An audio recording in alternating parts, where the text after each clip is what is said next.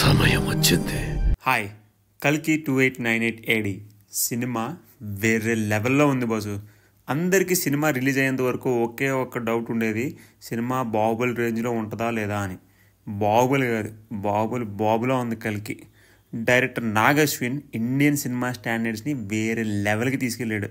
సినిమాల్లో చూపించిన మహాభారత కాలానికి సంబంధించిన సీన్స్ అయితే ఆడియన్స్ని సీట్లో కూర్చొనివ్వవు. నాకైతే అరిచేర్చి గొంతు పోయిందనుకోండి.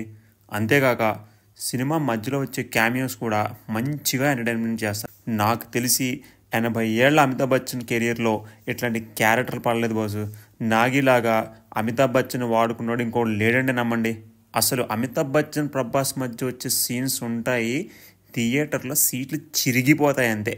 బాహుబలి 1, KGF, సలార్ మూవీస్లో చేసిన తప్పు నాగి కలికిలో చేయలేదు. అదేంటంటే పైన చెప్పిన 3 సినిమాలు కూడా సస్పెన్స్తో సినిమాని ఆపేస్తారు. అదేదో మంచి రుచికరమైన భోజనం తింటుంటే మధ్యలో లేపేసినట్టు, లేదా మంచి ఫారెన్ టూర్లో ఉన్నప్పుడు ఆఫీస్ పని ఉందని చెప్పి అర్జెంటుగా ఇండియాకి తిరిగి వచ్చేయాలని మీ బాస్ ఫోన్ చేసి చెప్పినట్టు. కానీ ఈ సినిమా మాత్రం ఒక పూర్తి సినిమా చూసిన ఫీల్ మీకు ఉంటుంది. అంతేకాక పార్ట్ 2 కూడా కావాల్సినంత ఎంతూజియాజం కూడా మీకు ఇస్తుంది. మీకు చిన్న అడ్వైస్ ఏంటంటే స్పాయిలర్ రివ్యూస్ చూడొద్దు. సినిమా చూసిన వాళ్ళ దగ్గర సీన్స్ అడిగి తెలుసుకోవద్దు. వాళ్ళు చెప్పినా కూడా మీరు వినొద్దు.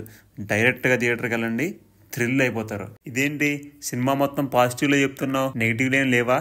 ఉన్నాయి, నెగిటివ్ కూడా కొన్ని ఉన్నాయి. ఫస్ట్ హాఫ్ కొంచెం అక్కడక్కడ ల్యాగ్ అనిపిస్తుంది. అట్లాగే ఉన్న 1-2 బ్యాక్గ్రౌండ్ సాంగ్స్ కూడా మనకి అంత క్యాచీగా అనిపించవు. But apart of that, once movie main డ్రామాలోకి ఎంటర్ అయిన తర్వాత మీకు ఇవేమి కనిపించవు. ఇంతవరకు ఒక్క ఫైట్ కూడా ఓడిపోలేదు, ఇది కూడా ఓడిపోను.